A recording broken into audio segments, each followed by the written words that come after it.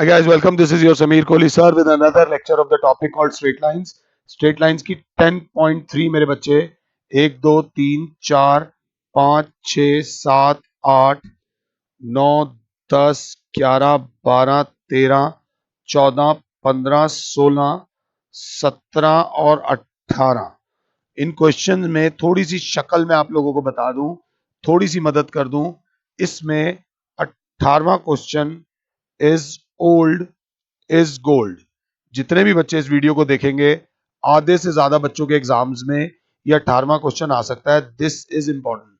18वें के बाद private schools में इंपॉर्टेंट क्वेश्चन है 16। प्राइवेट स्कूल्स वाले जो बच्चे हैं वो ये याद रख लेना, इन क्वेश्चंस पे पकड़ कर लेना। क्वेश्चन सारे सही हैं, बट जो आपको धोखा दे सकते हैं वो वाले बता रहा हूं। 14th इज इंपॉर्टेंट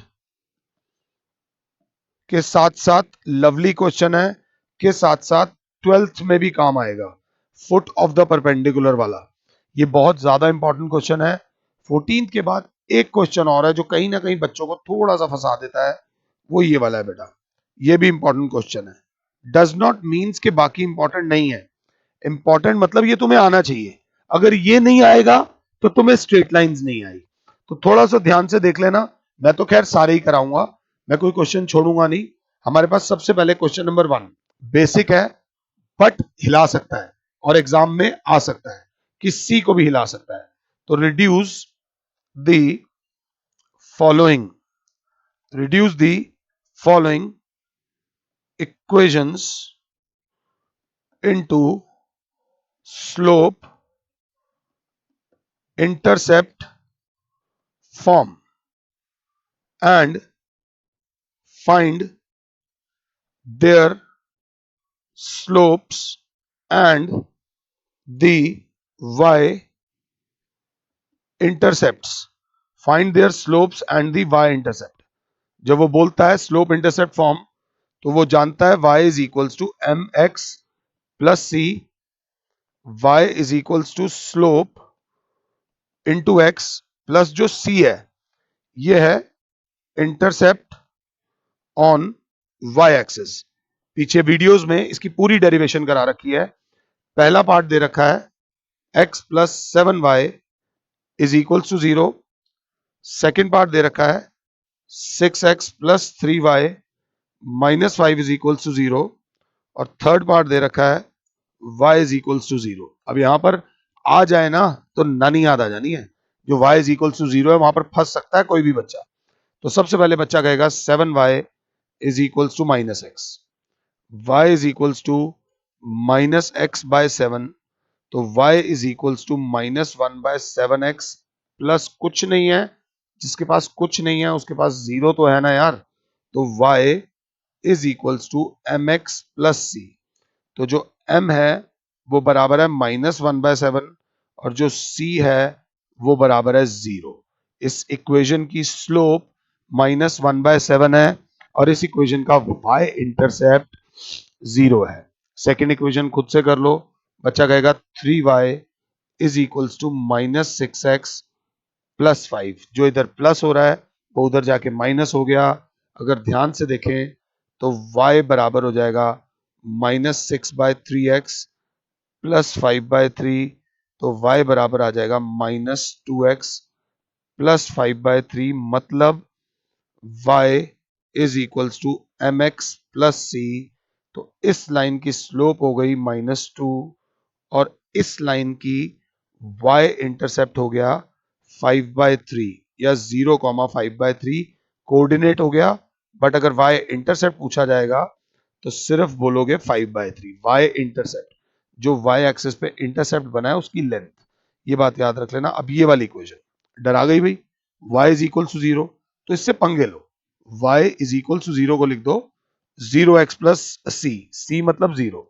तो y is equals to M x plus C. तो स्लोप कितनी हो गई? स्लोप भी 0 हो गई और इंटरसेप्ट ऑन y एक्सिस भी 0 हो गया। ऐसा भी हो सकता है y इज इक्वल्स टू 0 जो होता है वो x एक्सिस होता है। अगर आप देखो तो ये जो x एक्सिस की इक्वेशन है ये इसकी स्लोप 0 क्यों है? क्योंकि x एक्सिस है, x एक्सिस के साथ एंगल 0 डिग्री का बना रहा है। मैं चलता जाऊंगा बोलता जाऊंगा तो पंगे नहीं लेते, इसी का क्वेश्चन नंबर 2, एनसीईआरटी का क्वेश्चन नंबर 2 बोलता है reduce the following equations into intercept form and find their intercepts on the axis। तो इंटरसेप्ट फॉर्म खुद को तो पता होनी चाहिए पहले, होती क्या है, x upon a plus y upon b is equal to 1। कई बच्चे इसे फॉर्मूले की फॉर्म में याद करते हैं, नहीं, x अपॉन इंग्लिश में intercept on x axis plus y upon intercept on y axis is equal to 1। जो x के नीचे होता है वो इंटरसेप्ट ऑन x एक्सिस होता है, जो y के नीचे होता है वो इंटरसेप्ट ऑन y एक्सिस होता है, और जो 1 है वो कांस्टेंट है। x अकेला रखोगे, y अकेला रखोगे, ये बात याद रख लेना। अगर क्लास 7 है तो पहला पार्ट इसमें दे रखा है 3x plus 2y minus 12 is equal to 0। Second part है 4x minus 3y is equal to 6, और थर्ड पार्ट है 3y plus 2 is equal to 0। डराने वाला थर्ड पार्ट ही लग रहा है, बट हम एक एक करके करेंगे। तो सबसे पहले 3x plus 2y is equal to 12, minus 12 उधर जाके प्लस 12। अब ये इधर मल्टीप्लाई हो रहा है, उधर आके डिवाइड हो जाएगा, 3x बाय 12, 2y बाय 12, या फिर 12 बाय 12, या ऐसे भी कर सकते हो, पूरी इक्वेशन को 12 से डिवाइड करा। तो x अपॉन ये कट जाएगा 4, 3 1 जा 3 4 जा, 2 1 जा 2 6 जा, plus y upon 6 is equals to 1, comparing with x upon a plus y upon b is equals to 1। therefore we get a is equals to 4 and b is equals to 6। a की value 4 आ गई, b की value 6 आ गई। a कौन है, intercept on x axis, और b जो है वो है इंटरसेप्ट ऑन y एक्सिस। अगर ध्यान से देखो, सिंपल सी बात है, आराम से मुझे पॉज कर लो, सेकंड पार्ट खुद से कर लो। 4x minus 3y is equals to 6 है, तो यहाँ पे पहले 1 आना चाहिए। तो 4x bye 6 minus 3y bye 6, क्या बोल रहा हूं और क्या लिख रहा हूं, देखो बोल क्या रहा हूं और लिख क्या रहा हूं। 3y bye 6 is equals to 1, पहला टारगेट आ गया, यहाँ 1 आ गया।